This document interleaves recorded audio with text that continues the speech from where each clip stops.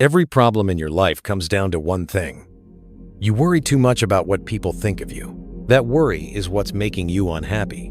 Let's talk about the courage to be disliked. When you're stressed about something inside, it's actually connected to the world around you.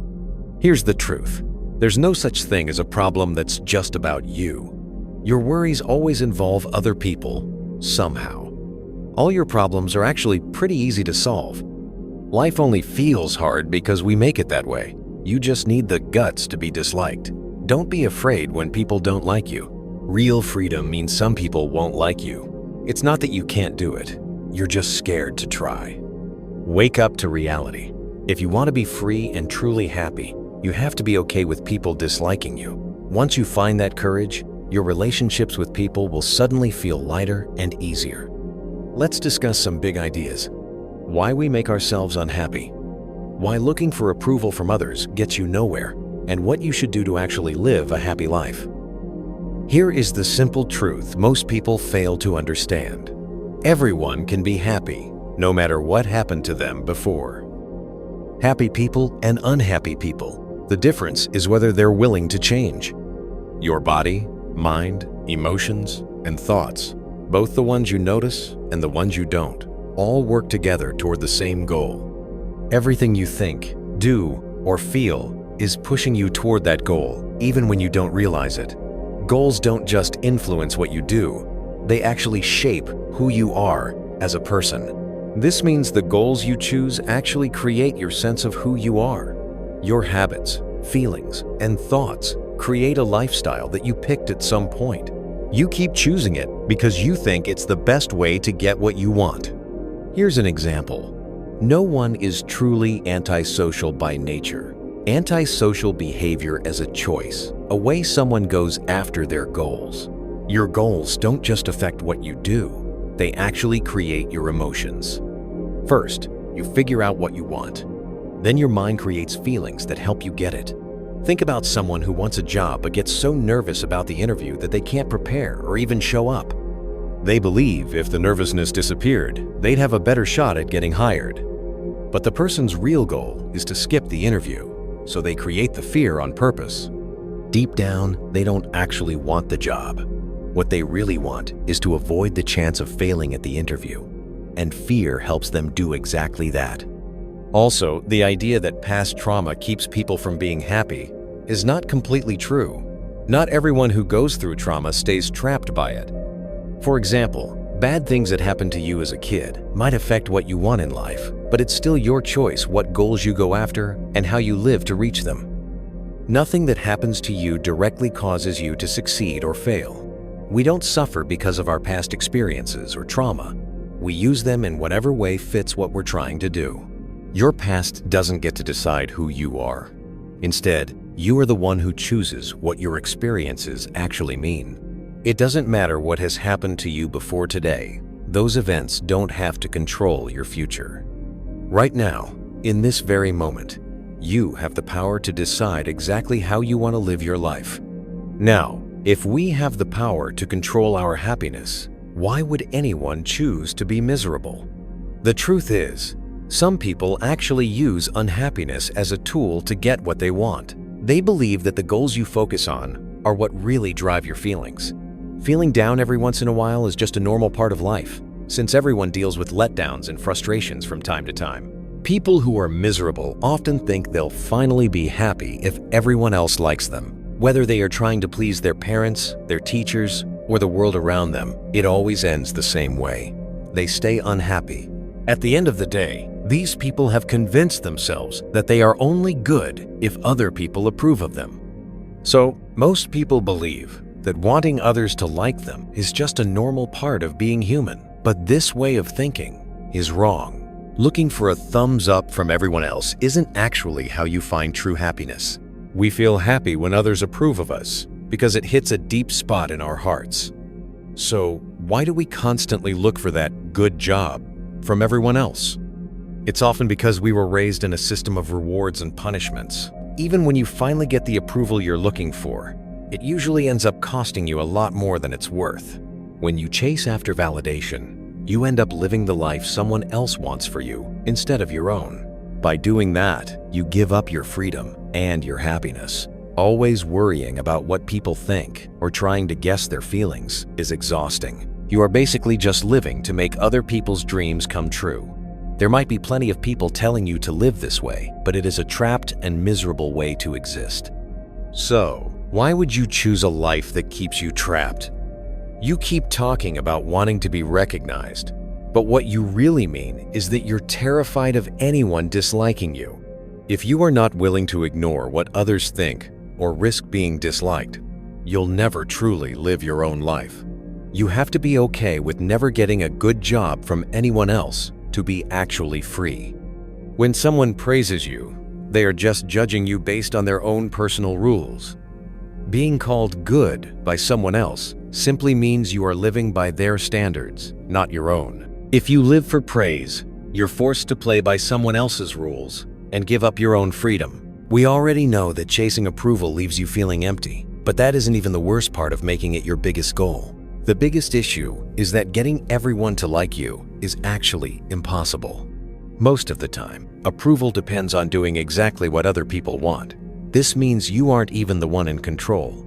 Other people are. At the end of the day, no matter how hard you try, there will always be someone who just won't like you. When it's impossible to get people to like them, unhappy people often switch gears.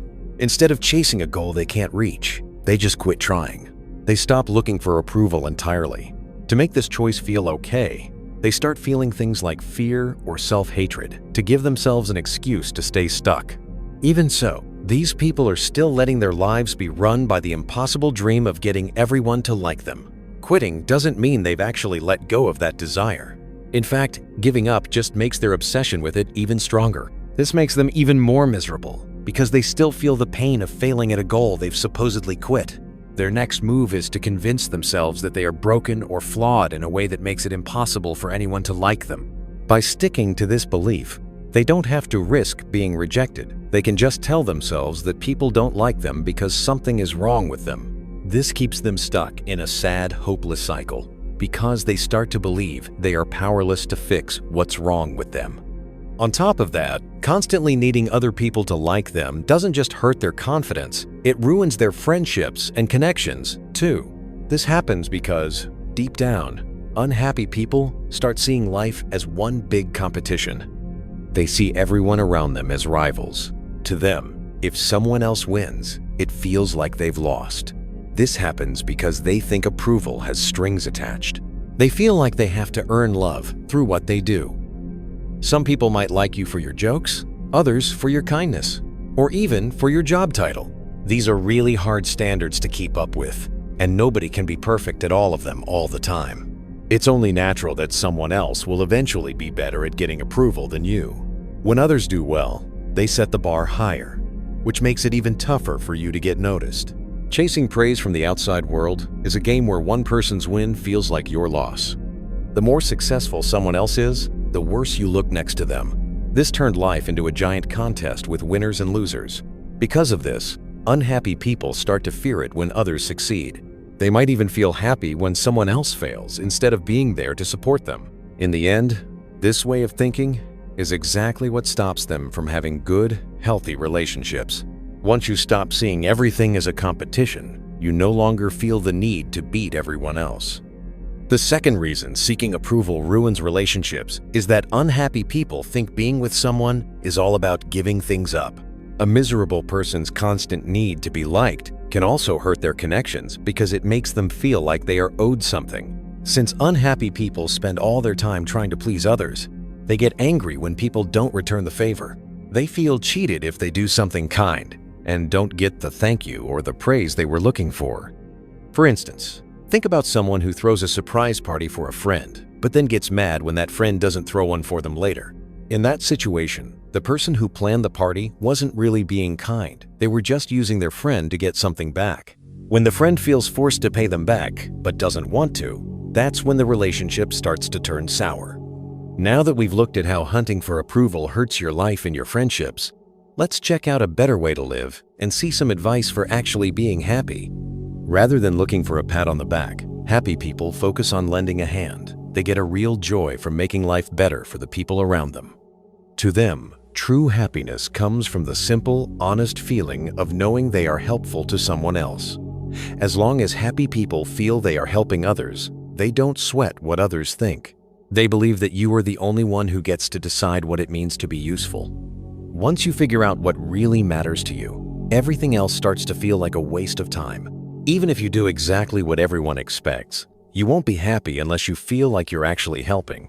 When you truly feel like you're making a difference, you stop craving for everyone's approval. And you don't need anyone else to tell you that you're doing a good job because you already know deep down that you're useful. In short, if you are constantly chasing praise, you haven't truly connected with the people around you yet.